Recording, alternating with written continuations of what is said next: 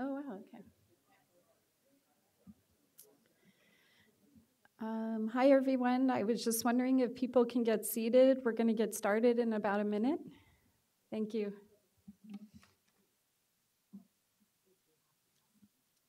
So quiet.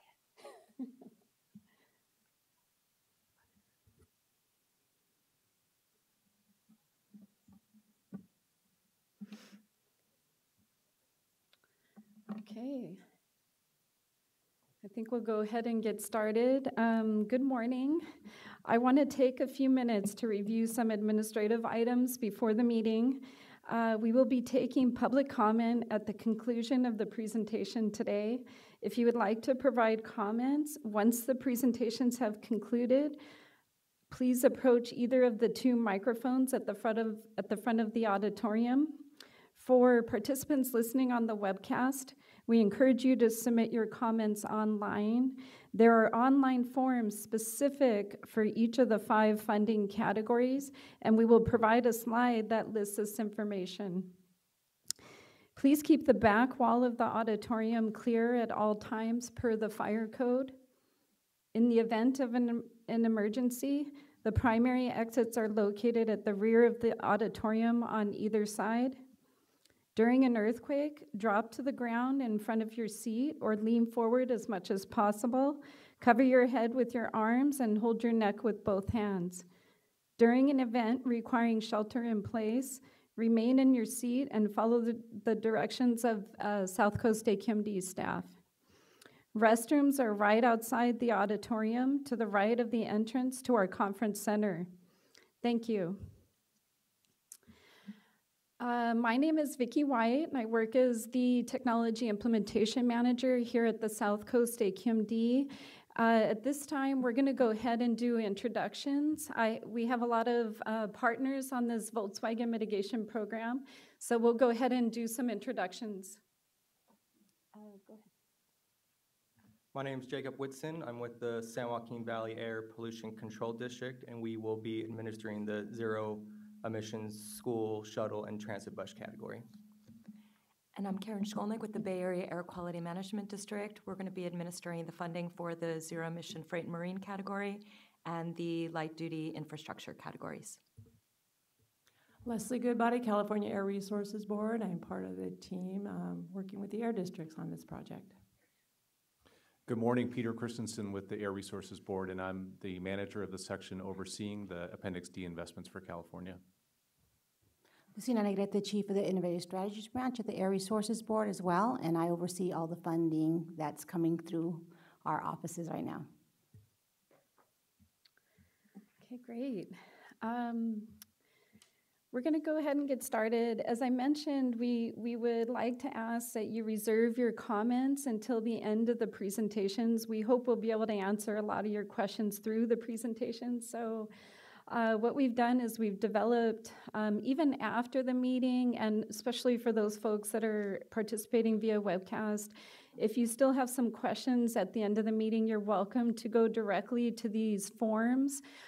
We encourage you to actually file your comments through these forms. We have a specific form for each funding category. There's 5 funding categories. So if you're here and have specific interest in one of these categories, we recommend you go directly to that form and go ahead and put your comments there. We will be basically relying on your input today and at the other statewide meetings we're doing to develop our implementation manuals, which will establish the criteria for the program moving forward. At this time, I would like to introduce Leslie Goodbody with the California Air Resources Board to give an overview of the Mitigation Trust. Thank you, Vicki. And thank you all for joining us in person today on the webcast, and welcome to the 3rd of 6 work groups held throughout the state. These work groups are intended to solicit input from stakeholders on implementing California's Beneficiary Mitigation Plan for the Volkswagen Mitigation Trust. Carb has partnered with the 3 of the largest air districts in California, San Joaquin Valley Air District, South Coast Air District, and Bay Area Air District to implement on a statewide basis California's Beneficiary Mitigation Plan, which Carb's board approved last year. The Volkswagen Mitigation Trust is the only program in Carb's funding portfolio that is governed by a consent decree and that has a required NOx reduction target, making accountability and transparency crucial. Implementing these funds on a statewide basis is crucial because it ensures that funding is available where the demand is the greatest. Before we turn the meeting over to the air districts, Carb will present some background on the events that led up to today's work group.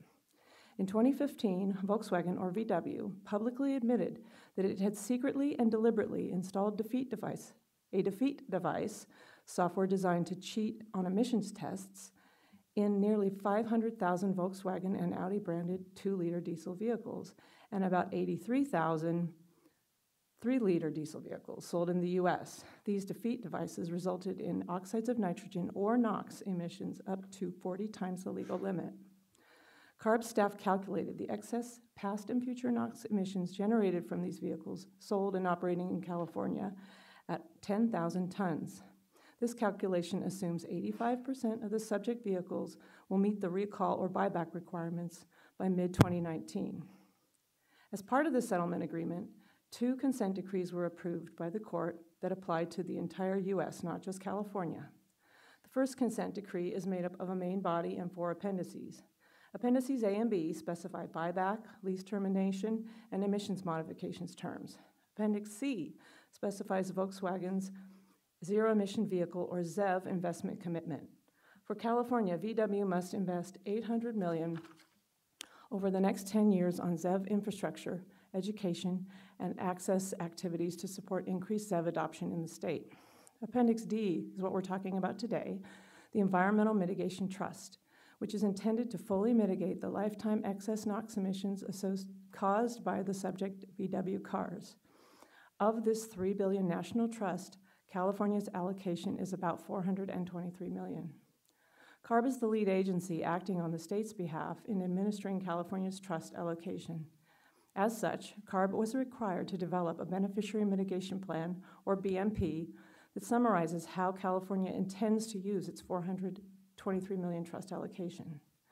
The consent decree specifies the types of eligible mitigation actions or projects that can be funded and also specifies the maximum per vehicle or equipment funding amount based on the project category and whether or not the eligible vehicle or equipment is government-owned or non-government-owned. They are mostly scrap and replace projects for the heavy-duty sector. The eligible mitigation actions described in the BMP take into account the need to mitigate excess NOx emissions, the level of certainty in heavy-duty advanced technology vehicle market demand, the mix of projects within the recommended funding categories that could be funded, and the infrastructure needs. The legislature also provided direction on the implementation of California's trust allocation. Senate Bill 92 directs Carb to strive to ensure that 35% of California's mitigation trust allocation benefits low-income or disadvantaged communities and to report annually to the legislature. Carb expects that at least 50% of the funds will benefit low-income or disadvantaged communities, and we plan to submit our first annual report later this year. Between February and March of 2018, Carb conducted 6 statewide workshops, not to be confused with these less formal implementation work groups we're having today, to solicit input and determine maximum incentive amounts which eligible mitigation actions would be included in the Beneficiary Mitigation Plan. Carb used the input received during these statewide workshops to develop California's eligible project categories and project funding allocations.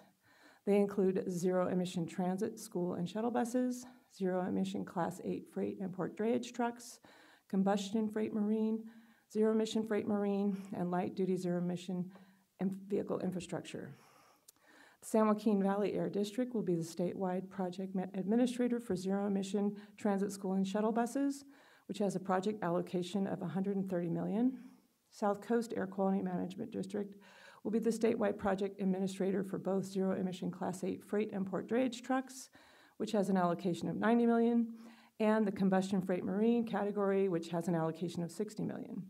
Bay Area Air District will be the statewide project administrator for both zero-emission freight marine, which has an allocation of $70 million, and light-duty zero-emission vehicle infrastructure, which has an allocation of $10 million. Carb is in the final processes of executing agreements with the air districts. These agreements include programmatic details for for project administrators to implement the projects, such as outreach on funding availability, including low-income and disadvantaged communities, applicant solicitation requirements, provisions for first-come, first-served project implementation, amount of funds provided per project, applicant and vehicle eligibility, and record-keeping and reporting requirements. Carb will continue to act as California's lead agency for the duration of the trust. In this capacity, Carb will provide policy direction and oversight, ensure transparency and accountability through programmatic reviews and fiscal audits, and meet all trustee reporting requirements. Now I'll turn the meeting over to the air districts to give a brief overview of each of the project categories and to solicit your input. Okay, great. Thank you, Leslie. This next slide, next two slides are going to be more overview of what's kind of collaborative with all 5 funding categories. And then after that, we'll jump into the individual funding categories. This first slide kind of lays out the 5 mitigation categories, the funding categories.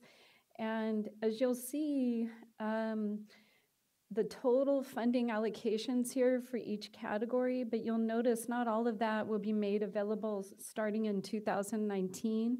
So for each category, there's a certain percentage of the funds that will be made available starting this year.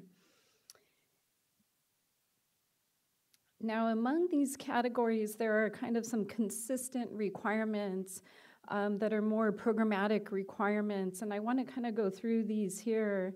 The first one is inspections. This is a program that requires an older vehicle, engine, or equipment to be scrapped in order to receive the funding for the new equipment.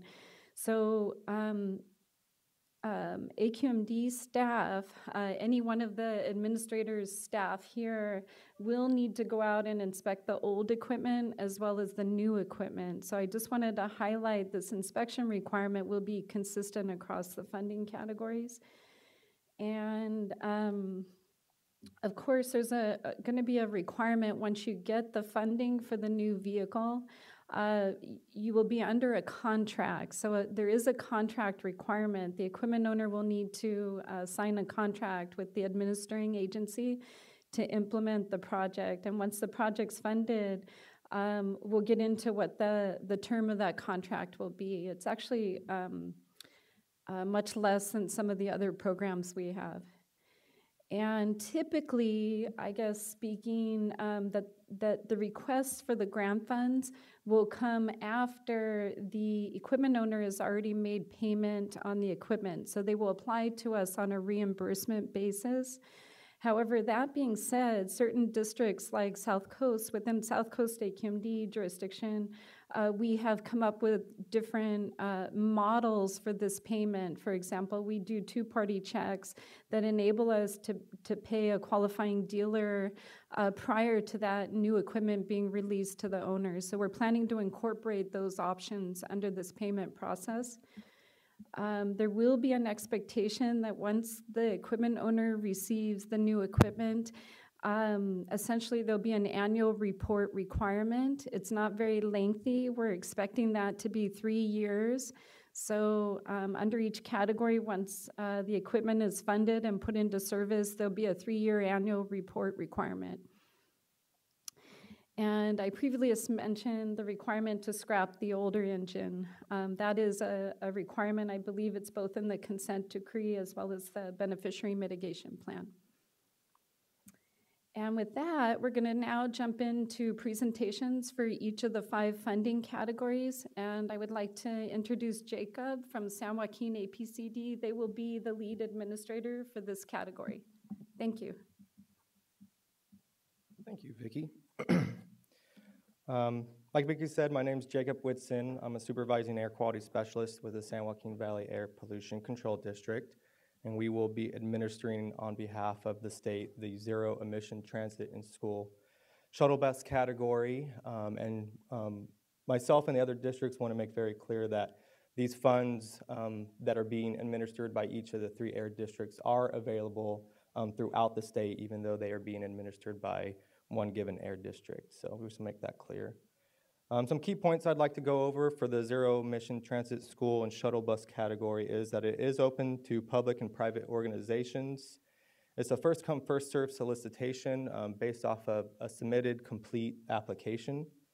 The total funding allocation for the zero-emission transit school bus category is $130 million, and $65 million of that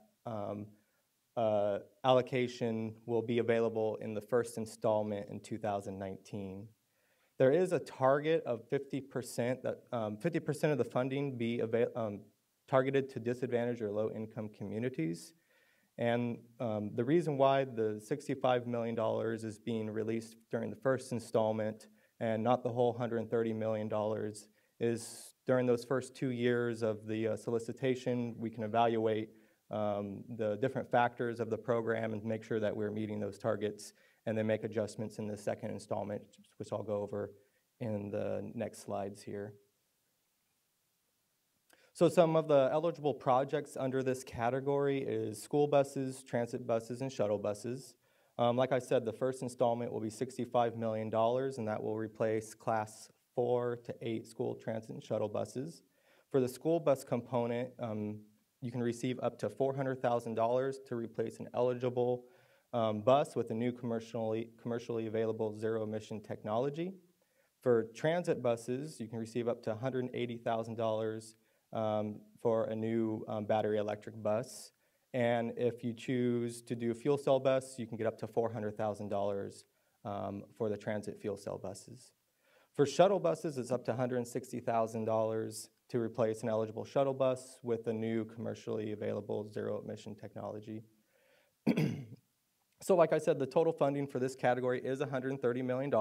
It will be released in 2 separate installments, the first being $65 million available in 2019. No more than 50% of the funds in any given category can be spent in that category. So for example, if transit buses within that first installment are allocated more than 50% of the funds, the remaining part of those funds would be spent in the other 2 categories. And that will go be the same for the second installment as well. The total cost or grant amount per vehicle may not exceed 75% for non-government owned and no more than 100% for government owned vehicles. For the school bus category, there might be a 5% cost share, so it would cover 95% of the cost of the school bus, and that's still to be determined.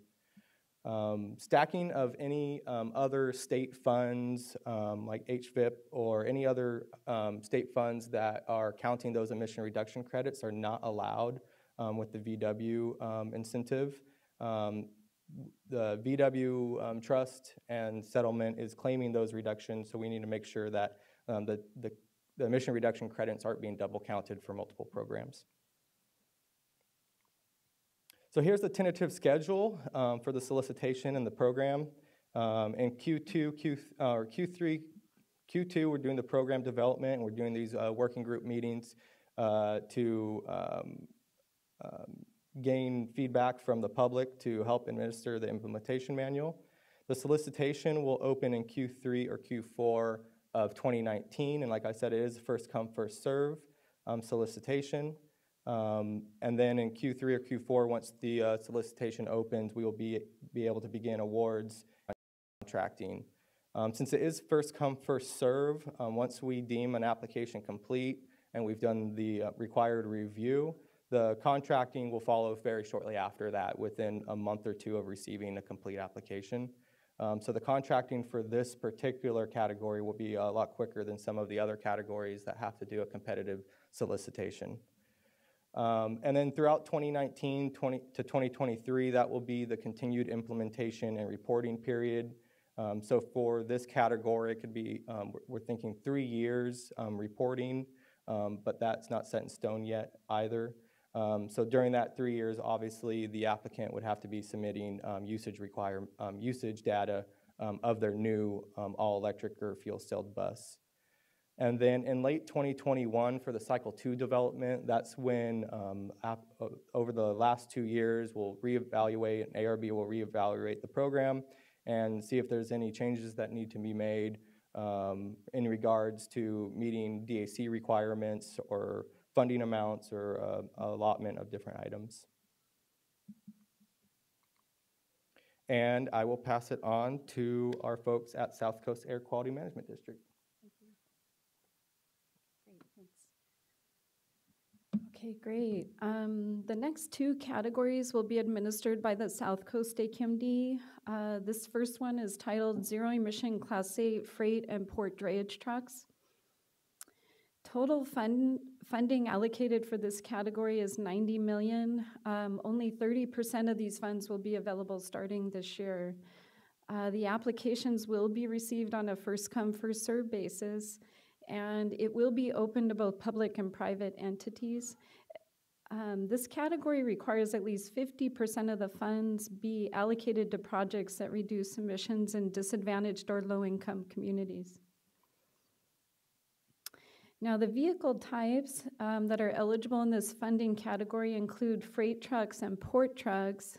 In addition to that, it includes waste haulers, dump trucks, and concrete mixers. Although those are not specified in the title, they are included as vehicle types within this funding category. And the way the program works is you would have to scrap an older vehicle or engine and replace it with either a zero-emission vehicle, either battery electric or hydrogen fuel cell vehicle. In terms of which zero-emission vehicles will qualify, these will be zero-emission technologies that have been approved by Carb and available for commercial use. Any of the zero-emission vehicle technologies that have been approved through the HVIP program are also eligible. And the reason only 30% of the funds are kind of going to be made available starting this year is that in the next 1 to 3 years, we do anticipate additional vendors to introduce qualifying zero-emission vehicles into the market and eligible under this category. This is the funding table for this category. The engine model years that are being targeted for replacement include 1992 to 2012. And of course, I mentioned the replacement technology has to be zero emission. Now, if you're a government entity, you can receive up to $200,000, so long as the grant amount does not exceed 100% of the total cost. Now, if you're a non-government entity, the grant amount is still up to $200,000, but we need to make sure the grant amount does not exceed 75% of the total cost of the vehicle. And the tentative schedule for this category, we're looking at releasing the first-come, first-served solicitation in Q4 of this year. And as applications come in and they're deemed complete and we can verify eligibility, we will go ahead and, we can go ahead and award and contract right away under a first-come, first-served solicitation. So the contracting will begin as soon as we get a complete application that we can verify eligibility and move forward with the contract. And then we're looking at once the vehicle has been funded and placed into service, we're looking at a 3-year reporting period for those annual reports. And then late 2021, we'll begin cycle 2 of the program. So hopefully we'll get an additional allocation to run the program again in 2021. The next category is titled Combustion, Freight, and Marine Projects. And the total funding allocated for this category is $60 million. And the funding under this category will be dispersed in 2 installments with 50% of the funds made available starting this year. Projects selected in this category will be selected through a competitive solicitation. And we do anticipate this solicitation to be oversubscribed. So I think all I can say is make sure your applications are complete upon submittal, and if there is any missing information, we'll probably let you know. We'll give you one shot at completing it. That's probably all the time-wise we'll have under this category. So when you get that letter email from us saying you're missing information, please be as responsive as you can. And we're going to release a solicitation, competitive solicitation for this category, either in the third quarter or fourth quarter of this year. And the same requirement applies. It's actually technically a target for this first installment of funds. We're looking at spending at least 50% of the funds for projects that will benefit disadvantaged and low-income communities. The types of vehicles that are eligible under this category include Class 7 and 8 on-road vehicles that are freight trucks, waste haulers, dump trucks, and concrete mixers, as well as freight switcher locomotives. And in the marine vessel category, we're specifically targeting ferries, tugboats, and towboats. Now, the replacement technology would have to include, for the Class 7 and 8 on-road vehicles, it would have to include basically, a vehicle that has an engine that's been certified to the optional low NOx standard of 0.02 grams per brake horsepower hour. This is 90% cleaner than the current standard.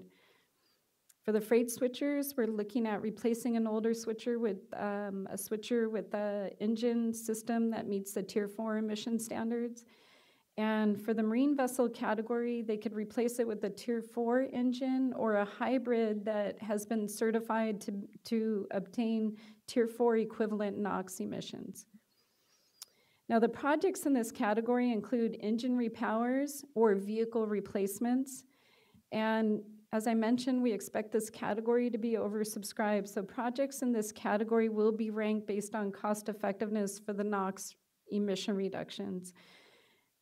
So here, the applicant does have the ability to request a lower amount of funds that would essentially make their project more cost effective. And priority will be given to projects that reduce emissions in disadvantaged or low-income communities. The funding table for this category is a little bit complex, but again, for the on-road vehicles, we're targeting the 1992 to 2012 engine model years. And in the vehicle category, we're looking at replacing with the low NOx engine certified truck. And if you're a government entity, you can receive up to 100% of the maximum funding amount shown here. If you're a non-governmental agency, there's some additional restrictions that would apply. So, for example, if you're a Class 8 port drayage truck, we got to make sure that the grant amount does not exceed 50% of the total cost of that vehicle. But as you notice in all equipment, for all equipment types, if you're a government agency, you can receive up to 100% of the maximum funding amount shown here. And the tentative schedule for this category, we're really hoping to release the solicitation in Q3 of this year. And this will be potentially open for 60 days. And then once it closes, we're probably going to need, depending on the amount of applications come in, a 2 to 3 month period for the evaluation. So we wouldn't be looking at awarding and contracting until about Q1, Q2 of the following year in 2020. And then we will, once the vehicles are deployed, placed into service, there will also be a 3-year annual report requirement. And then under this category, we have to separate the two solicitations by 2 years. So the next solicitation you won't see until approximately Q3 of 2021. And that's to allow folks that may have missed the first solicitation to have another opportunity to apply for the funding. And with that, we'll move on to the fourth category. I'd like to call up my partners from the Bay Area.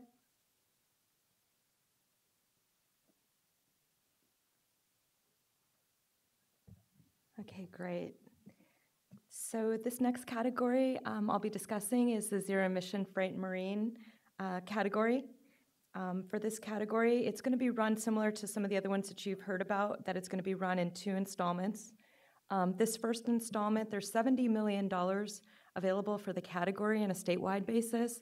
For the first installment, half of the funding, or $35 million, will be let out competitively. It's open to both public and private entities. And again, the funds will be let out on a competitive basis. So as Vicki described, for their categories, projects that ask for lower amounts of funding relative to the NOx emissions and other considerations will score and be ranked higher than others. There is a target for 75% of the funding to benefit low-income and disadvantaged communities. And next I'll be discussing funding amounts for each of the different eligible categories. So the first category that's available, folks can apply for up to incremental cost for airport ground support equipment. This would be Tier 2 and earlier diesel engine ground support equipment and spark ignition engine ground support equipment with uncertified or certified 3 gram per brake horsepower hour or higher engines. And the next category is heavy lift, forklifts, and port cargo handling equipment. So this is equipment operating at ports. And in this case, folks can apply for up to $175,000 per piece of equipment. And then finally, the last category within this bin is the project to repower ferry, tugs, and towboats, and also to install shore power systems, and these are for ocean-going vessels also at ports. I just want to point out that while government entities are eligible to apply for the full 100% of the amounts that I just listed, private entities may not exceed 75% of costs in their application. And again, these are all going to be evaluated on a competitive basis. So in order to score higher, we do urge you to take that into consideration. The timeline is similar to the other categories that you've heard earlier today. We are going to be completing the input stakeholder process, or stakeholder input process in early May. And following that, we're going to be working to develop guidelines that are based on the California Beneficiary Mitigation Plan's requirements, taking into account all the input that we've heard from stakeholders during this process. We hope to be opening the solicitation for this category later this year, so hopefully we're targeting the third quarter. And once we open it, it'll be open for a couple months. We'll be evaluating projects, and at that point, making recommendations for awards by the end of this year so that we can go into contract by early next year. Similar to what you've heard earlier, folks will need to be reporting for a 3-year process, so we anticipate that there'll be annual reports with usage data that's submitted by all the grantees. And within 2 years of opening the solicitation, we're going to do it all over again for the second installment. So we'll be rolling this out, we anticipate, in late 2021 to develop the guidelines for the second installment. So this next category that I'd like to discuss, it's a little different from what you've heard earlier. It's a solicitation for light-duty zero-emission infrastructure. It's different in a variety of ways, so we won't be calculating NOx emissions reductions for this one, so we'll be taking other factors into consideration for this. The funding, there's $10 million for this bin, and it will also only be run in one installment. So what I'm discussing today, it's going to be for the, it's going to pertain to the entire amount of funding for this category. So with respect, so I mentioned that there's $10 million. It's going to be split, it's envisioned to be split evenly between hydrogen and electric vehicle technology. First, I'll be discussing some of the requirements for the electric vehicle charging stations. So the purpose of this, it's really intended to fill gaps, and these potentially could be both physical gaps, meaning there is no infrastructure in this corridor or on this roadway in this geographic area, but could also be funding gaps. So there are some areas throughout the state that have gotten quite a bit of other kinds of VW money from Appendix C or have access to funding from SB 350, so their utilities are making investments in those areas, but there are some areas that haven't received any of that funding, so potentially those areas could be eligible for this kind of funding. The solicitation will also be run on a competitive basis, so again, it's really important to get your input on how we should be running this solicitation, because again, we're not going to be looking at NOx emissions reductions specifically for this category. We do have a target of at least 50% of the funding will be benefiting low-income and disadvantaged communities. And then in terms of funding limits for different kinds of equipment, I'll just take a moment to discuss that. So if you're proposing to install equipment at publicly owned, government-owned site, and it's going to be open to the public, potentially you could be eligible for up to 100% of the costs of installing that station. If you're going to be installing a station that is open to the public, but it's not owned by a government entity, then that station could be eligible for up to 80% of the cost of installing that station.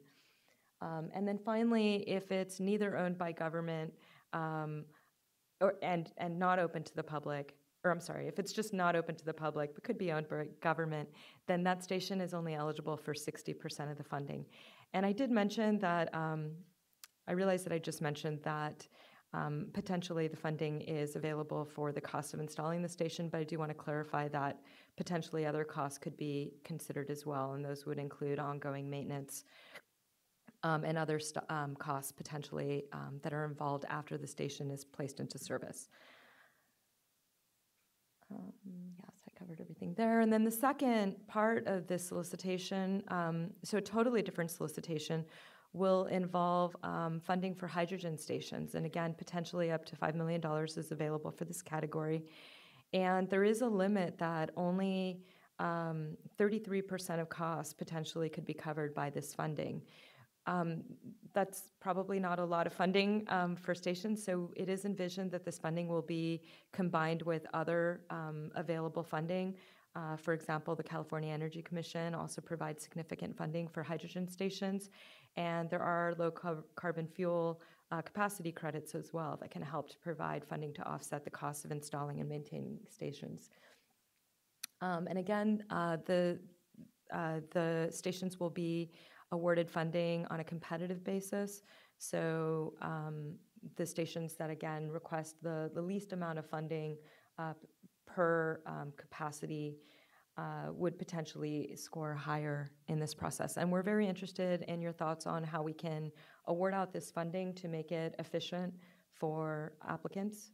So again, that's one of the things that we'll be very interested in hearing from you. In terms of the timeline, this, again, is different than the other bins that you've heard about earlier today in that there is only one installment. So we're here today getting input from all of you through mid-May. Then we'll go back and develop two different kinds of solicitations. Again, one for hydrogen stations and one for electric vehicle charging stations. We do anticipate opening up both solicitations later this year, and with awards going out either later this year or earlier next year. And similar to the other bins, applicants or awardees will be reporting for up to a 3-year process on usage. And that concludes the presentations from the air districts. So at this point, I'm going to turn it back over to Vicki.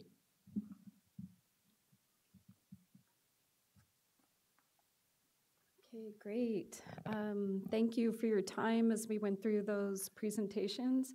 At this point, we would like to just encourage folks once again to take advantage of our comment forms that we posted online. And for those that are participating by webcast, this would be the way to convey your comments to us. We welcome all comments, encourage comments. And at this time, we're going to go ahead here at the headquarters office and open up the microphones to anybody that's here that would like to come up. When you do, please make sure, this really is supposed to be an informal work group meeting to the extent we can accommodate that here in the auditorium, but please announce your name, let us know where you're from, and we're interested. If you don't mind, we're gonna sit back here just so we can take notes and hopefully have some answers for your questions, okay? So feel free to come on up, thank you.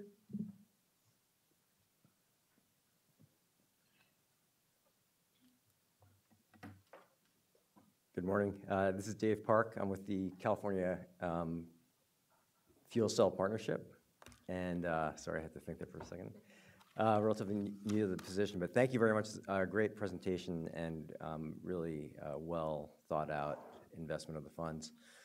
Specific to that very last topic on light duty hydrogen fueling infrastructure, I am responsible for coordinating the partnership's efforts on hydrogen fueling infrastructure, and I will be happy to help coordinate our members' response to in whatever time frame that you require to assist with that process and recommendations. Thank you. Great, thank you. And just a quick reminder that we're accepting input at any of these meetings as well as through May 12th. And I think we just showed a link. There's a way to get to these presentations on, there it is. These are online at the ARB's VW page. And by clicking on any of these links, you can go directly to basically provide the air districts to the administering agency for each of these. So we look forward to receiving your comments. Yes, hello, workshop members. Thank you for your presentation. Thank you for your support for electric vehicles. Really appreciate it. We can make a major move forward to cleaning the environment. But my name is Ranji George, and I was an AQMD employee for over 30 years, and I worked in the Technology Advancement Office, and I had the honor of playing a critical role in the ZEB mandate and later on in hydrogen technology. So I'm relatively familiar with these technologies. My main concern is you have a huge amount of money, a lucky 500 million, yet there's absolute silence on battery recycling. What's happening?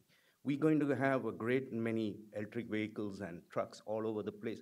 But what's the end product? Where is that waste going to? Are we going to rely on Elon Musk's statement that he'll take care of it? Honestly, I prefer my grandmother's credibility over him on this issue.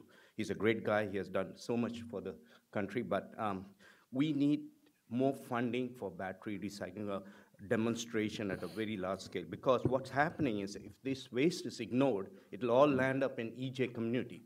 And you're targeting, and I appreciate your targeting these low-income community to clean up the air. But if you clean up the air and then end up in the solid waste, what are we doing? That's a huge concern, and please try to address that. Please bring it up to the main board members at AQMD, and maybe you can add to it. Why aren't we spending some of that 500 million into that? Number one. Number two is hydrogen. I'm sorry, but you're treating hydrogen with such utter contempt. I mean, this is not right. I mean, you have 500 million. I mean, can we say, are we spending even 5% on hydrogen? I mean, Mr. Parker has offered to work with you, but you're offering such a limited amount of money, and yet its footprint is far lighter than electric vehicles. There is no end cycle battery based, at least not at the scale we are looking at electric vehicles. So why aren't we encouraging hydrogen infrastructure for the heavy duty vehicles, for light duty? You say you have California Energy Commission funds and other funds, but these are tiny. We are talking 10 or 15 million, so we are talking 500 million. Sir, madam, I urge you, bring up hydrogen in the profile. When I started and working, there were about 8 or 9 companies working around fuel cell cars. I think it's reduced to 3 now, serious cars. And I don't know how long they'll keep going without these hydrogen stations. And somebody mentioned stations don't contribute to NOx emission reduction. I'm sorry, I disagree. These stations are a critical facility. It facilitates the introduction of hydrogen vehicles at all levels.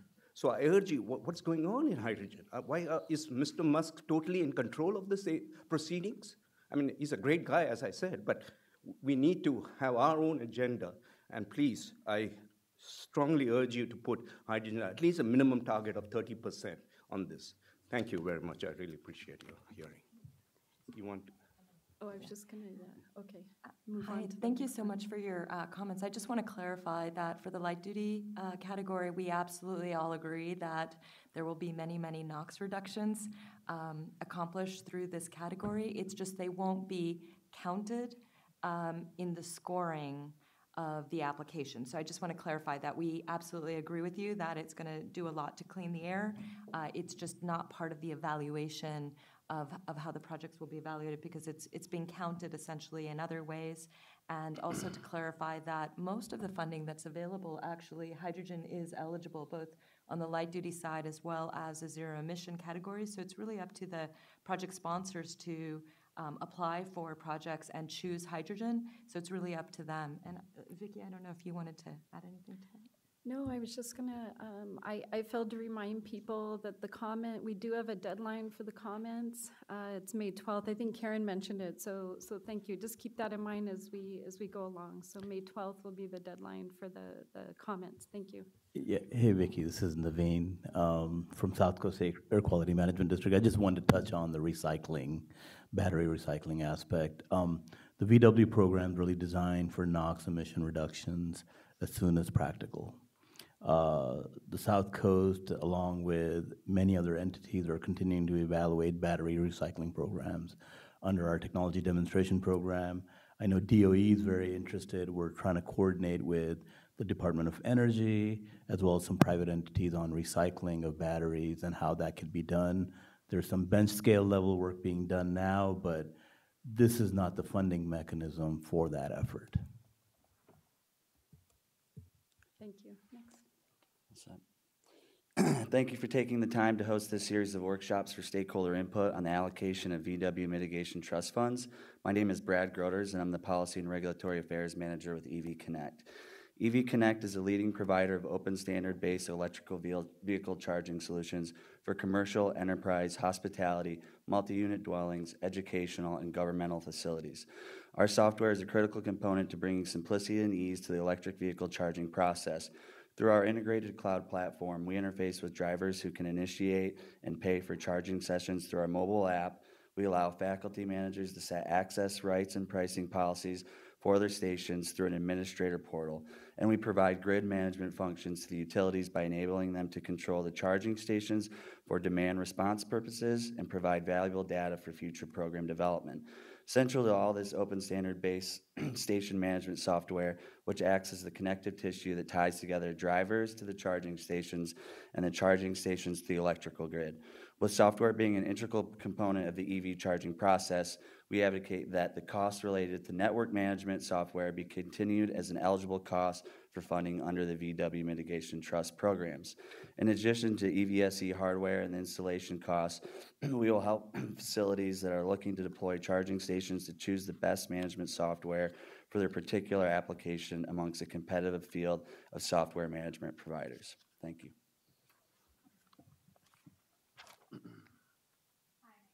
Torres Pauling with the LA County Chief Sustainability Office. I want to thank the staff of all the agencies here for continuing your hard work on this. I used to work at the Air Resources Board when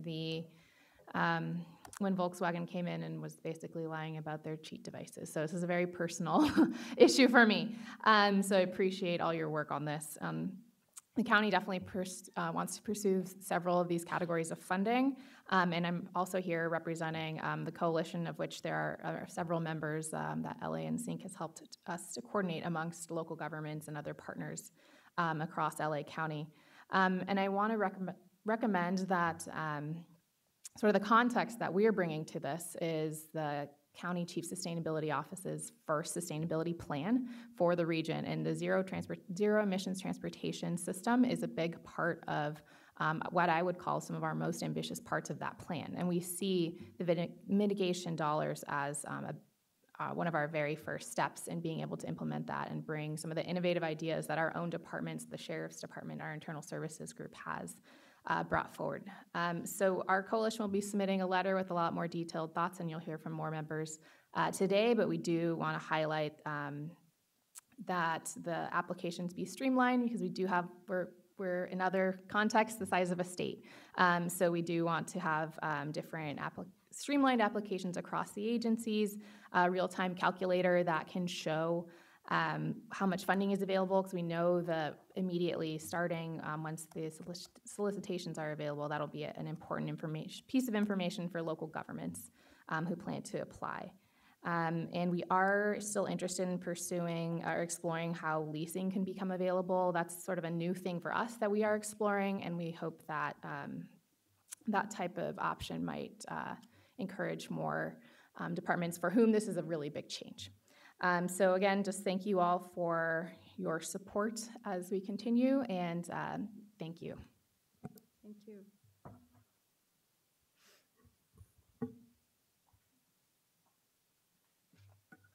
Hi, my name is Leslie Graham. I work with Green Commuter as Director of Grants and Partnerships here in Los Angeles. We're an electric vehicle, van pool, and car sharing company. I wanted to reiterate what Kristen was asking for.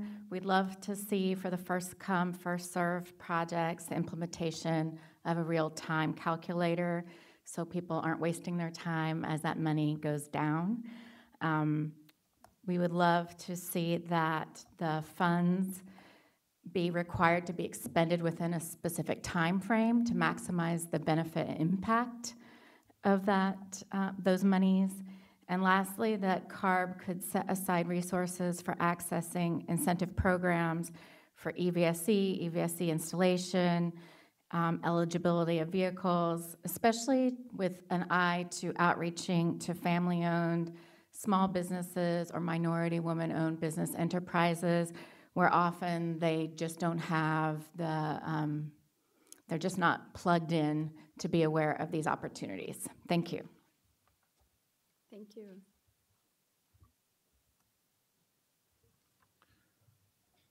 And let me just make one comment as folks are coming up on the outreach, which we agree is going to be a really significant part of the Volkswagen investments. This work group is really, as you can see already, it's really geared toward kind of a technical look at how the investments are going to be made, the structure of the solicitation, the requirements, things like that. But the next phase of engagement is really going to be the community outreach. So getting information in the hands of folks that that are potential end users of these funds, whether you're talking about transit fleets or trucking fleets or cargo handling equipment, whatever it is that can be funded with Volkswagen. It's going to be very important that the districts and working with ARB really have a very robust outreach effort to get useful information in the hands of folks that need it so that they can apply for these funds. And that's one of the reasons, as we talked about already, one of the reasons why most of the categories have 2 installments of funding, so that if you just weren't ready for the first one, there's still another opportunity. Good morning, my name is Leela Rao. I'm with the Port of Long Beach.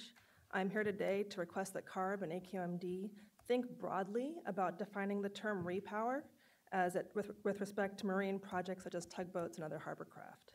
As currently defined for both the combustion marine projects and the zero-emission marine projects, they are limited to repower projects. This limitation can present serious challenges to hovercraft owner-operators seeking to upgrade their vessels to Tier 4, near zero, and zero emissions due to the space constraints on current vessel designs. Several of the tugboats that we have operating within the Port of Long Beach are specially ordered to be shorter than average vessels in order to accommodate the tight turning radiuses within the inner harbor. This obviously then presents a serious challenge if you're going to go and try and put some significant after-treatment technologies that you would need in order to get to Tier 4. Despite the limited number of harbor craft operating within the ports, our most recent emission inventory reports for 2017 show that within the San Pedro Bay ports, the harbor craft contribute 20% of diesel particulate matter and 10% of the nitrogen dioxide emissions. These vessels do represent a real opportunity to achieve significant emission reductions, but only if flexibility on the interpretation is given to the term repower to allow for what would essentially be a replacement vessel to the cleanest available technology. So, thank you.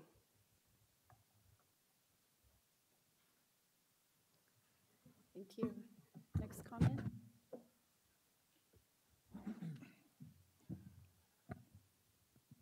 Hi there, my name is Jeff Grant. I'm a principal at Zen Clean Energy Solutions. We work with Sunline Transit on their fuel cell electric bus program in the Coachella Valley. I just have a question, if you could maybe shed some light on the vehicle eligibility requirements, specifically on transit buses. There's an HVIP program currently, vehicles are being registered. Are you planning to allow sort of this to the eligibility to cross over between programs, or do you have some other eligibility criteria? So for the shuttle bus category, if it's a Class 4 to Class 8, it's going to be very similar to the HVIP eligibility projects. for transit. Yeah, And the transit would be the same? correct. Right, okay, thanks. And I just want to encourage folks, if you have recommendations, that's part of what the purpose of today's meeting is, you know, as the districts are crafting their implementation manuals and solicitations, give us your input and let us know what you think about some of the, you know, some of the opportunities that we have here. There are limits. This is, you know, the unique thing about this program is that it's governed by a consent decree. And this is the only funding program available today that has that. So there are some constraints. There's constraints in terms of eligibility, in the way that we, you know, for example, define a repower of a marine vessel. Those are pretty clearly articulated in the consent decree. But to the extent that we do have flexibility and some room for defining eligibility in terms, let us know your thoughts too. Appreciate that.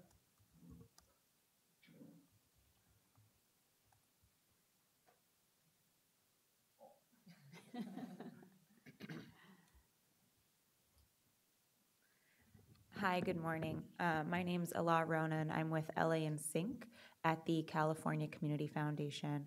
And what LA in Sync is a funders collaborative here in LA County that supports organizations and municipalities throughout the county organize themselves to help elevate LA County's most pressing issues and needs, especially for the residents of our most vulnerable communities, and provide support to those organizations and municipalities in order to better advocate for the resources that our region needs. And so we've been one of the leading technical assistance providers around bringing this Volkswagen money to the LA County region that was really, you know, one of the, if not the most affected in terms of the pollution that was caused. And so I'd like to say first that these comments are the result of our collaborative that we've helped bring together and have streamlined recommendations and requests. So it's not just on behalf of our organization, but of the collaborative that we represent. So first of all, I would like to thank you for holding this in LA. It makes it just, of course, that much more easier and more accessible to us to be able to talk to you in person in our region. And we encourage more of these meetings in LA and are happy to help facilitate that in the future. In terms of the comments and recommendations, eligible replacement vehicles, we encourage Carb to consider other eligible fuel types for the replacement vehicles beyond diesel, including gasoline, propane, and natural gas. There's a real potential for emissions reductions in replacing older, non-diesel internal combustion engines. For example, calculations based on Carb's emissions factor model demonstrate that older CNG and propane buses emit over 11 times the NOx emissions than newer diesel buses models after 2009. And limiting funds for only diesel vehicle replacement will prevent entities from benefiting from these programs and miss opportunities to reduce emissions. We recommend Carb develop a distribution list for notifying potential applicants about the funding opportunities and provide a reasonable lead time between notification and the application deadline in order to allow for adequate preparation time. We strongly encourage Carb to use a real-time calculator that shows how much funding remains available to applicants, especially for those programs that are first come, first serve, so that people or applicants know how much money is remaining and how much they can be applying for. We understand that there will be multiple agencies overseeing these funding programs, and we encourage Carb to streamline the application process. I think this is increasingly important as you aim to reach your 50% disadvantaged community targets, because capacity and resources are just that much more precious in those disadvantaged communities. And on that same note, I'd like to comment previously on the previously mentioned options for, you know, flexible payment plans rather than just reimbursement, as that can be a burden on disadvantaged communities specifically. We recommend Carb consider requiring awarded funds to be used within a certain time frame. Awardees should be required to either issue a purchase order or to prove intent to issue a purchase order within that time frame to prevent funds from being tied up by entities who do not have solid plans to move forward with the project. And we encourage Carb to provide resources for accessing incentive programs that help fund charging infrastructure, as well as information on charger installation, zero-emission vehicle manufacturers, and which vehicles are eligible. Overall, we're very supportive of the goals to use these funds to accelerate the cleanest vehicle deployments possible, and look forward to seeing that mitigation happen here in LA County. Thank you. Okay, thank you. I think we do have some answers already to some of those comments. The first one you mentioned about the vehicle type should not be limited to just diesel-fueled vehicles. This program does not limit it to just diesel-fueled vehicles, so it could include other types of fuels, so long as the other, eligibility criteria are met. We probably haven't mentioned, but each of the lead air districts for their specific funding categories, they'll be implemented statewide. We're going to have a specific website for each funding category, and there are some requirements in our grant agreement with the California Resources Board, our partners, that we do provide kind of some program statistics in real time as we're implementing the funds. So look for that. We don't have it developed yet, but it's coming. Great, thank you. Thanks so much. Thank you.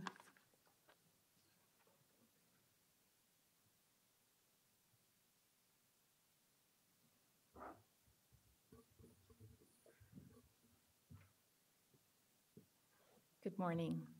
I'm Lillian Maldonado French. I'm the superintendent of the Mountain View School District in El Monte. It's in San Gabriel Valley. Just to give you a sense, it's a small, low-income district. It's surrounded by the 605 freeway, the 10 freeway, major train lines, and this program is very personal to us. So we really appreciate the opportunity to come and speak with you today. And I'm here to endorse the comments made by the representatives LA and Sync, because having the opportunity to have multiple different types of vehicles available for this project is really important. Most of our buses now are, we've replaced the diesel ones, but we still have quite a few older, very much high-emitting gas-powered vehicles, and those really need to be replaced, so we appreciate that as well. I guess 2 points that I really want to make, and that is for a small school district who's trying to compete with these kinds of funds, it is very important to have a streamlined process. A process that allows a small district to be able to access those funds and not see funds being tied up by one particular entity, for example, making sure that there's a timeline on those funds, and not the funds not be held.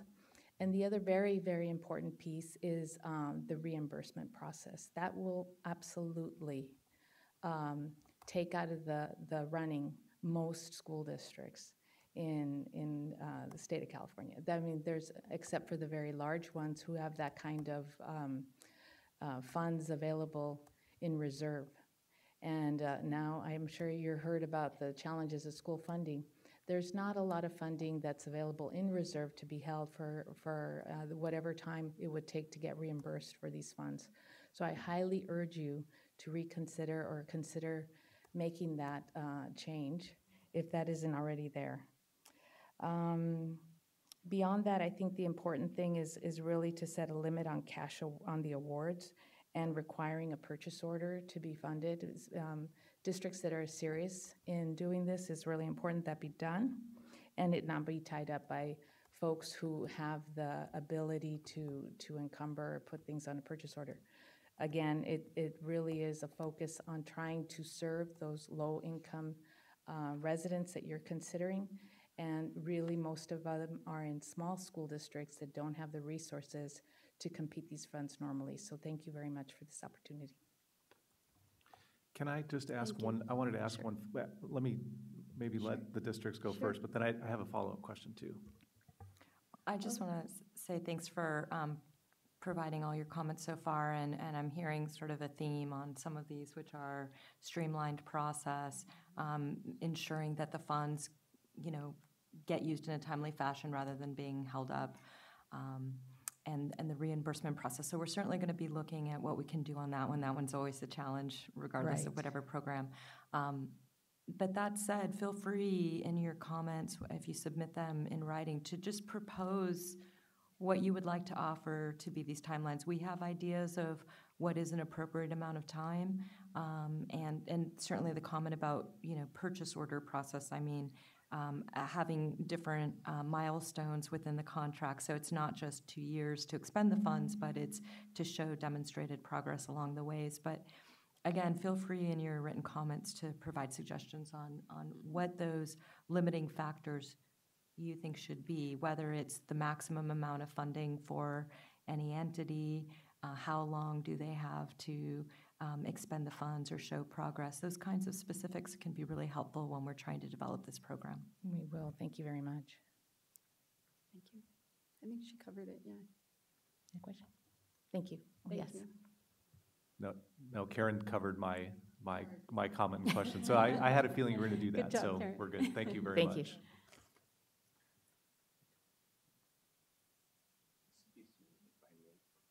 If I may respond to the previous lady's concern, if I managed the school bus program for AQMD for about 10 years to minimize the burden, administrative burden on schools. What we require, we ask the vendors to put forward the money and give the buses ahead of time, and then have all the documents put together, working to the vendor, and we pay the vendor. So the school districts have very little money upfront. Ranji, thank you for that. Yeah, we are still implementing the school bus program, and we're familiar with all of our payment options. So we're gonna try and build those into this program statewide. Thank you.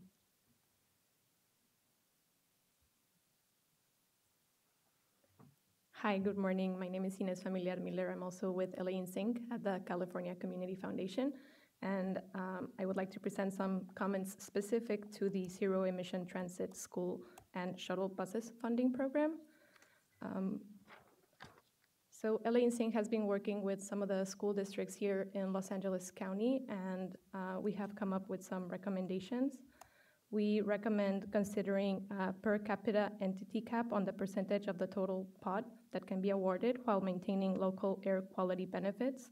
So if, for example, one entity had exceeded the cap but still has applications submitted that would have been awarded, that those funds should go to the next entity on the list that is located within the same county. Carb should also take into consideration the timing of the transit school bus and shuttle bus program opening with the timing of the awards under the CEC's school bus replacement program, so that we can ensure that there is alignment, especially since some of the school buses may have already been replaced through that program. Also, often new technologies can cause delays in delivery and deployment, and OEMs may not have the vehicles produced and delivered on schedule, or for example, for electric vehicles, the charging infrastructure must also be in place before the vehicle is operable.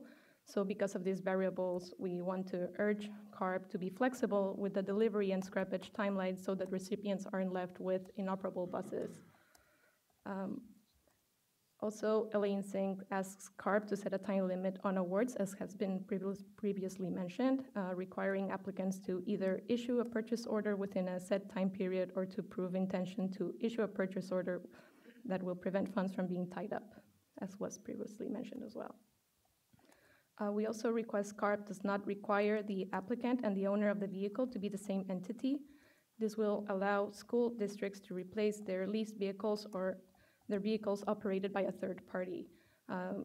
Excluding leasing arrangements from the program means that many lower income districts will be excluded from the pollution benefits of the bus replacement. Lastly, many fleets have never dealt with the deployment of electric vehicles, which require entirely new infrastructure, training, new technology providers, and significant capital. So to ensure that the program is successful, we recommend that Carb provide information resources to successful applicants on things like incentives to help with infrastructure installation costs, how to begin the installation process, which manufacturers produce eligible vehicles, and what those are. We are supportive of CARB's goals to use these funds to accelerate the cleanest vehicle deployment possible, and we are hopeful that these impacts will be felt in Los Angeles most of all. Thank you. Thank you. I just wanted to ask you, will you be submitting those comments in writing? Okay, thank you. Come on up. Hi, thank you all for the presentation. That was very informative. I actually work in the Energy and Incentive Program in the Planning Department here at South Coast. And I am a representative also of the Los Angeles Regional Collaborative, which includes Alex City and other entities that might be interested in this type of funding. So just some points that I'd like to mention or bring up, which I don't know, I assume are being considered. Since a lot of the funding sources are going to be mobile, how will the EJ determination for disadvantaged communities, how will that be determined since they are moving potentially throughout the counties or the state? And also for cost effectiveness, I know that we've recently done incentive projects for mobile, but mostly stationary sources that are newer. And so for those, it's hard to find guidelines on cost effectiveness. So with the mobile, I know there are some established guidelines like Carl Moyer, but anything that will very standardize the way cost effectiveness is looked at throughout all the different components of the funding, I think would be very helpful to applicants, just so that they know an even benchmark of what they'll be considered by, especially for the competitive funding. And then, yes, anything else that comes up around mobile and the ports is also something that we're very interested in, since we have our AB 617 communities also getting funding in the next couple years. And so just considering all of the different intertwined money that is coming out in that area would be great to be considered in this program also. So, thank you very much. Hi, Kelly, coworker.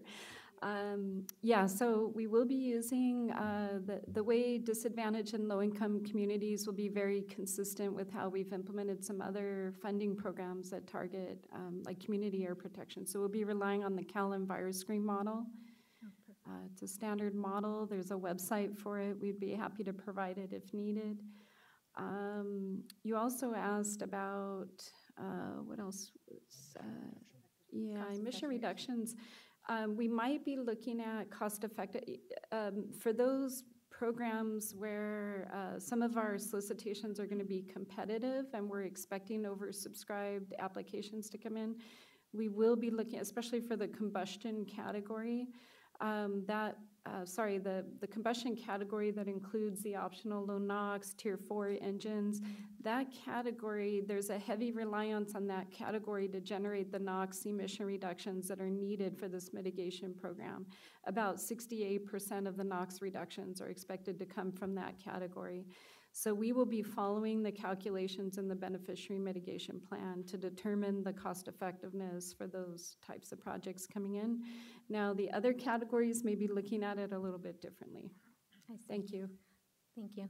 And as the climate person, any co-benefits that we could quantify for climate change and greenhouse gas reductions? I know sometimes the programs don't always look at the other, right? We always look at criteria or NOx here at the district mostly, but having those programs also consider the co-benefits of the other and quantifying them would also be really great for us to incorporate into any kind of documentation, or for example any SIP or AQMP in the future.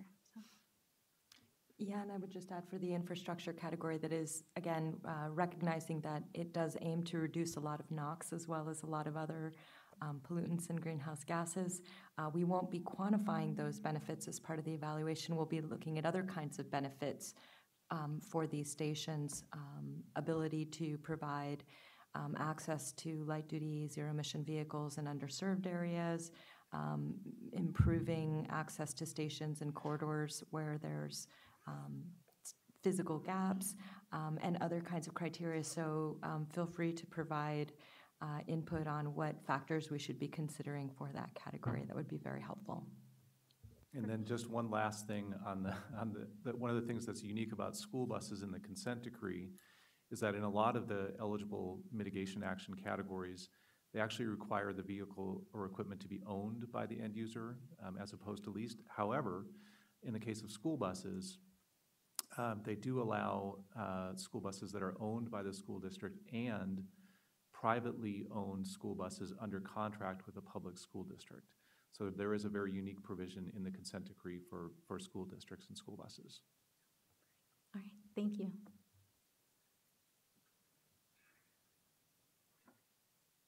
Come on up.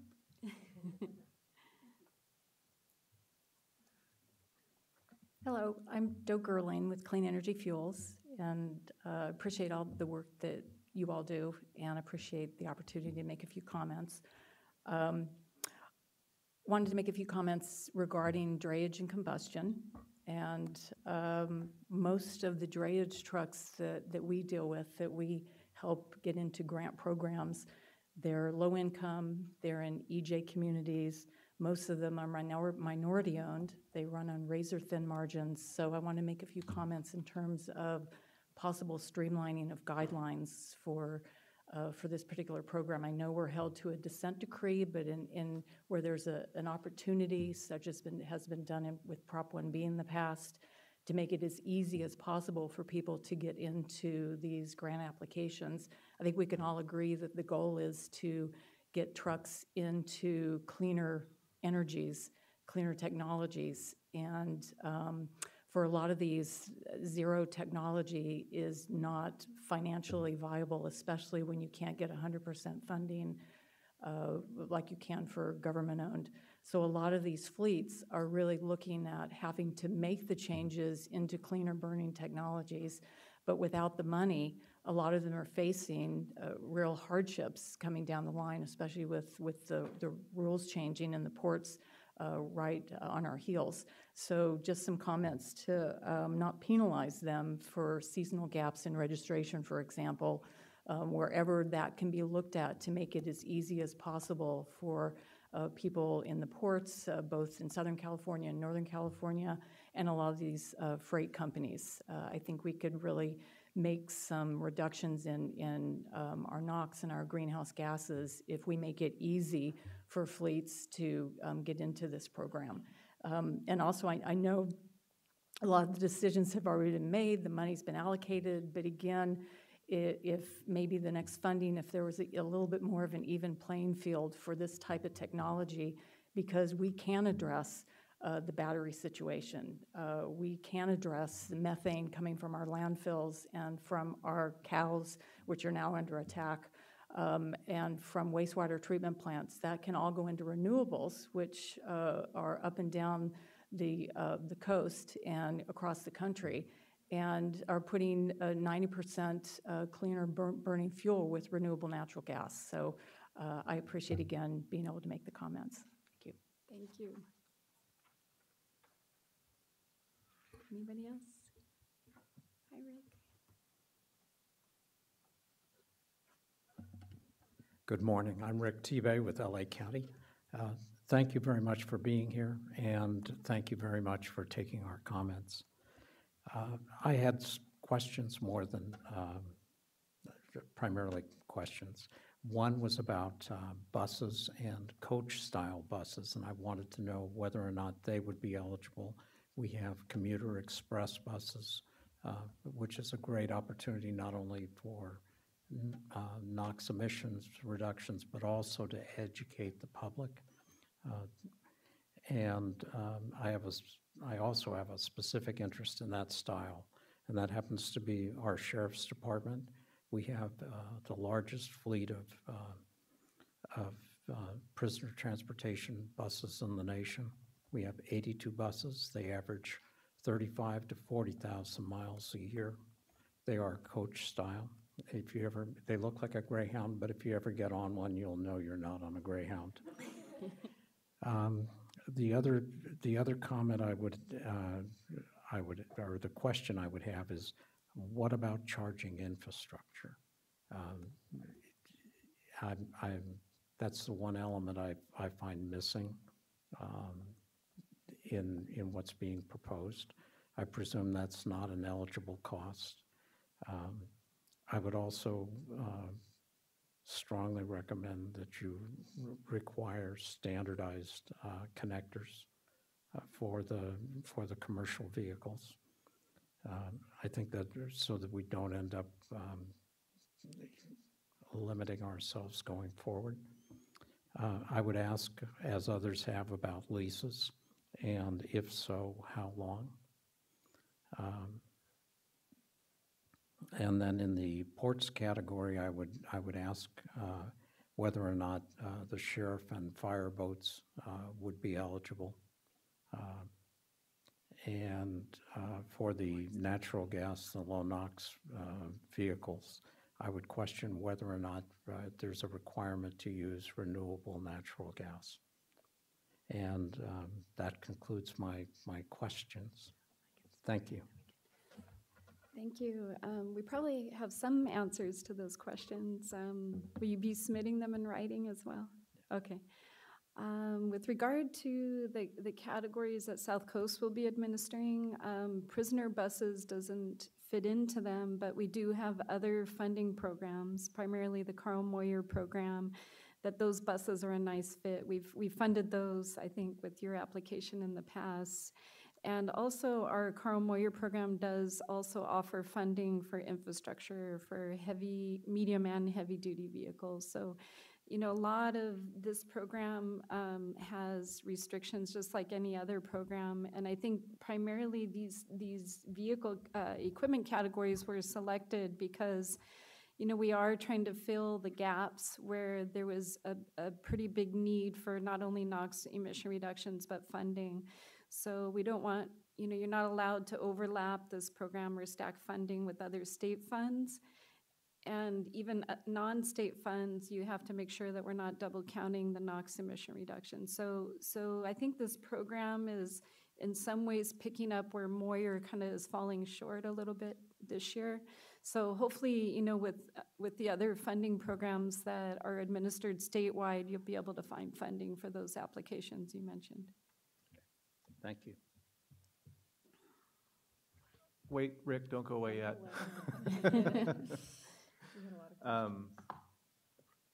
So good questions and good scenarios. This is exactly the kind of thing we want to hear about so that we can start to think about things that aren't obvious to us, like is a sheriff bus eligible as a bus, no matter what you want to call it. It's not a transit bus. I think the transit definition is pretty specific. It's definitely not a school bus, but I think it's probably a shuttle bus. But it's something that I think we'll definitely look at and make sure that we cover that. Infrastructure, you know, I think we clearly understand the importance of infrastructure and really encouraging fleets to think about the infrastructure and start planning for the infrastructure, hopefully before they even start planning for the purchase of the vehicle. That's really important. We don't have specific funding identified in VW for the heavy-duty infrastructure. We tried to incorporate some additional funding in the vehicle incentive, but you're right, there's not a specific incentive for the heavy-duty infrastructure, although we certainly encourage you know, partnerships and stacking with any other available funding for infrastructure, including utilities, the Energy Commission to the extent that that's available, you know, local sources of funding, that kind of thing. Okay, so you asked about renewable natural gas and whether it would be required. I'm going to turn that back to you and say, I'm going to ask for your recommendation. Should it be required? That's a $64 question. So I think ideally, if we're really thinking about the environment, I think we should absolutely require renewable natural gas. That's one of the funding limitations currently on some of the AQMD's funding, is if you purchase a natural gas vehicle and you get the incentive for the ultra-low NOx engine, you're required to run it on renewable natural gas. And at this time, not all of our fueling stations have contracts for renewable natural gas. We're probably going to go that way, but we're not there yet. And I'm thinking about other agencies, maybe a school district that's gone to natural gas, and they may not have a renewable natural gas contract, and their contract hasn't expired. So particularly for the school districts, I would ask them that when they, I would push for that at contract renewal, but I wouldn't hold their feet to the fire now. Can some of you that have come and talked about the school districts also weigh in on this, if that would be an issue on requiring renewable natural gas?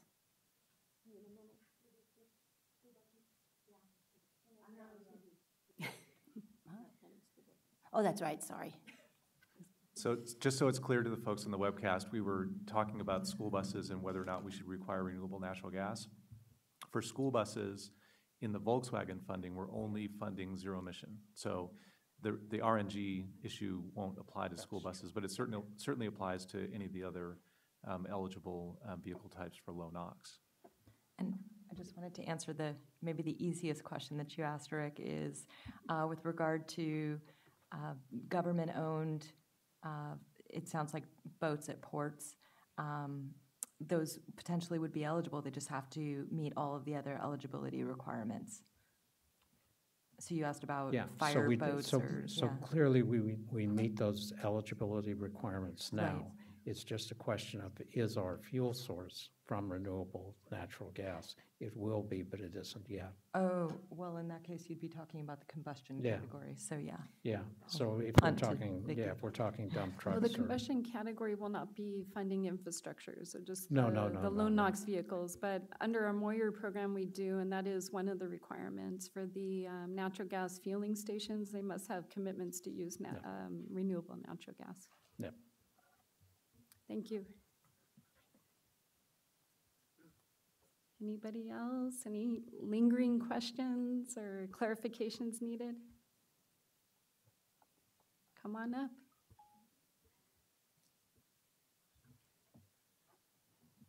Good morning. My name is Matt Schrapp. I'm with Velocity Vehicle Group. Thank you very much. That was a very clear, concise presentation. Really appreciate you guys coming out and doing the road show here in California for us all. On the renewable gas component, we deal a lot with small and large fleets under HVIP as well as through Carl Moyer. And while for some the renewable fuel requirement isn't an issue, I think that it would behoove the industry in this particular, rather the agency in this particular program to keep the 10 or fewer small fleet component that's attached to the renewable fuel requirement right now in Carl Moyer and HVIP, just because it's a good threshold to have. It's consistent across all the programs, and it will help not deter away a small fleet like an owner-operator from pursuing the low NOx standard. On the owner-operator side, a question, I guess, on the CARB compliance, because obviously in order to take advantage of these funds, you'd have to be meeting any of the in-use on-road or off-road standards, I imagine.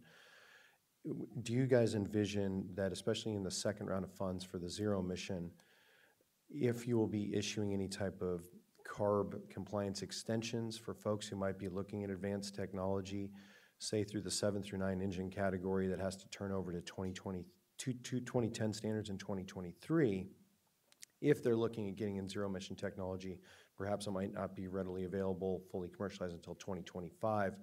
Would that essentially deter someone from applying initially to get into that technology?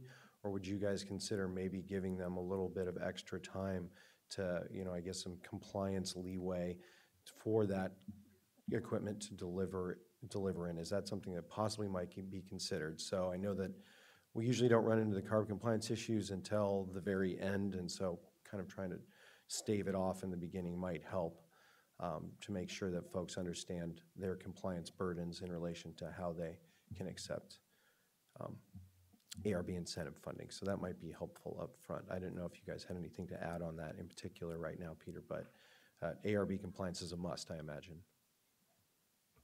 Yeah, that's right. I mean, I think if you go back to the beneficiary mitigation plan, one of the guiding principles is that the VW funding needs to be surplus to regulatory requirements. I mean, especially if you consider that the source of funding came from probably the largest non-compliance issue in our history. I think it's an important consideration. So, but to the extent, directly answering your question, there's no consideration of compliance extensions.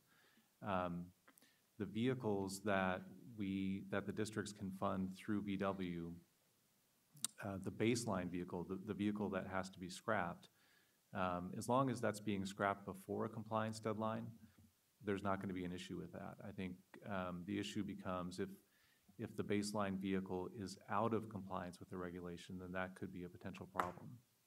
But even if there's a regulation, for example, the transit regulation has been approved by ARB, there's compliance deadlines in the future. As long as those buses are replaced before they reach their compliance deadline, those are going to be perfectly acceptable for funding.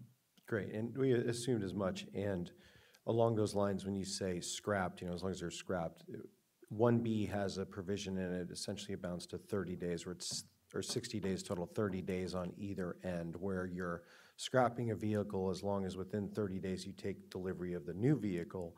So having something like that in there as well would be helpful, just because, again, we've always run into the ARB compliance question doesn't come up until literally the 11th hour when someone realizes that they're not in compliance. And then, we try to, on the front end, truncate it by determining where their compliance, standpoint is now, and especially when we're looking at retrofitted vehicles that have timelines before 2023 and how this all works out. It's just really important up front to make sure that applicants understand where they fit into the ARB compliance corral when it comes to grant eligibility.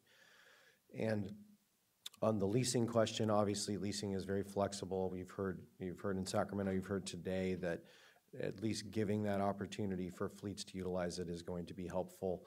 Leasing entities, I guess, at least allowing leasing entities to go and apply would be the minimum standard. But allowing for leases if someone wasn't previously under a lease like they allow in South Coast and 1B is very helpful. And besides that, I, again, really appreciate the opportunity to make some comments and look forward to working with you guys in the future here. So thank you. Thank you. Anybody else? Well, good. I guess I'm a repeat commenter. Just some of the previous speakers said, I think is very important around, I was talking about coaches and electric coaches. I think it's important that the definition of bus, be it on the transit side or on the shuttle side, be inclusive enough to include that coach style bus and not just your standard 40-foot transit bus. There are a lot of transit agencies that operate these coaches on longer routes. It's also, it's an emerging product. We're starting to see some on the battery electric side. Hopefully we'll see some shortly on the fuel cell electric side as well. But it would definitely be an important tool for the toolkit for the state of California to deploy on the heavy duty side. So just that's something to consider as you're putting together your definition. Great, thank you. Come on up. Good morning again. I just wanted to comment not necessarily about this program, but the idea of asking school districts to use renewable compressed natural gas. That will be a burden to small school districts again, because we may not necessarily have the resources or the ability to search out those entities that have the credits so to make the fuel at a reasonable price. And if we're looking at the difference between $2 versus $8, that's a huge difference. So anything that adds ongoing costs to our programs will be very difficult for us to sustain. So thank you very much. Would you have a suggestion on how to define a smaller school district? A smaller school district is probably anything under 25,000 ADA students.